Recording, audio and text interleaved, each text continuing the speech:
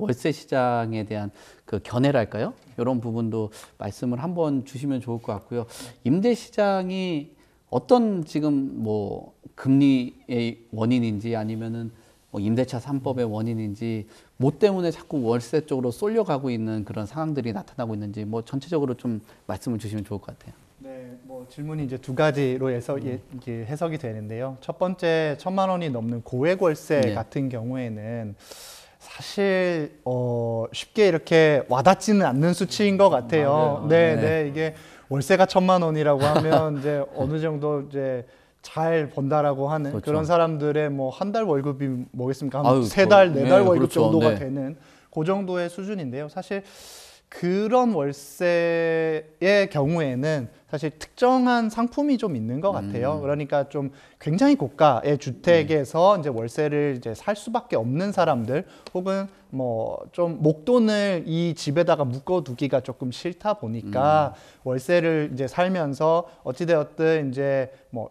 특히 사업을 하시는 분들이라든지 아니면 특수계층 분들 같은 경우에는 목돈을 어떻게든 이제 투자를 하시고 뭐 사업이든 어디든 투자를 하시고 거기에서 발생하는 현금 흐름의 일부를 가지고 이제 월세를 지출을 네. 하시고, 그리고 이제 월세 같은 경우에는 또 세액공제가 어느 정도 되지 그렇죠. 않습니까? 네. 그러다 보니까 이제 내가 그 목돈을 묶어 놓는 것보다는 월세를 통해서 어느 정도 현금 흐름을 맞추고 거기에서 세액공제도 받을 수 있고, 혹은 내가 뭐 특수직업군 같은 경우에는 거기에 오래 살기가 좀 어려운 분들, 예를 들면 이제 외국에서 몇 달 네, 잠깐 네, 네. 오셨다가 네. 가시는 분들이라든지 이런 분들 같은 경우에는 사실 뭐 1,000만 원이 넘는 월세라고 하더라도 기꺼이 지불할 수 있는 그런 시장이 어느 정도 이제 특정 지역, 예를 들면 뭐 보도에 나오는 서울 성수, 네. 뭐 특별히 서울숲 앞에 있는 네. 그런 뭐 아파트라든지 아니면 청담 혹은 뭐 강남 서초 일대가 네, 되겠죠. 네. 이런 지역들의 일부에서 나타나는 현상이 아닌가 정도로 저는 생각이 되고요.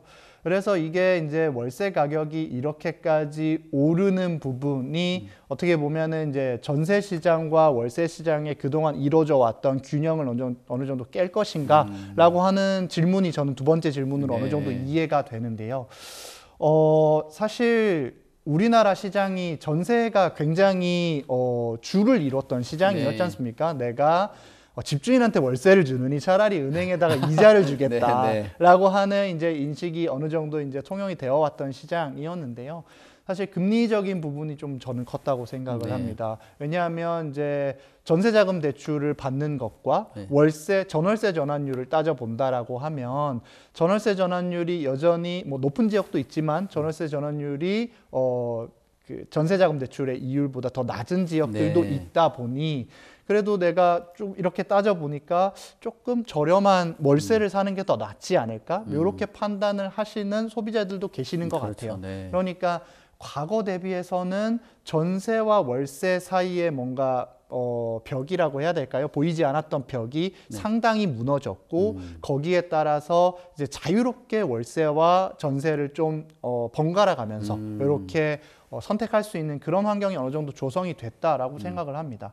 아까 말씀드렸던 이제 1,000만 원 이상의 그 월세와 약간 유사한 현상인 것 같기도 해요. 왜냐하면 제가 왜 이렇게 말씀을 드리냐면 목돈을 묶어두기 싫은 계층에서 어느 정도 고가의 월세를 지불하고 있다. 근데 요것도 다시 이제 그 뭐 몇십만 원 혹은 뭐 100만 원 수준의 그런 월세도 적용을 해보면 이제 목돈의 크기는 다를지언정 네. 내가 언젠가는 내가 집을 마련을 할 거야. 지금 월세를 사시는 분들이라고 네. 하면 뭐 많은 경우에 집을 아직까지 마련을 못 하신 그렇죠. 분들이 네. 계실 텐데 언젠가 내가 이 목돈을 전세에 묻어두게 되면 굉장히 일이 커지지 않습니까? 반환하기도 네, 힘들고. 반환하기도 힘들고 다음 세입자를 받아서 그렇죠. 뭐 이렇게 하려면 굉장히 이제 큰 문제들이 발생을 하기 때문에 그런 세입자를 찾는 것도 사실은 쉽지가 않고요.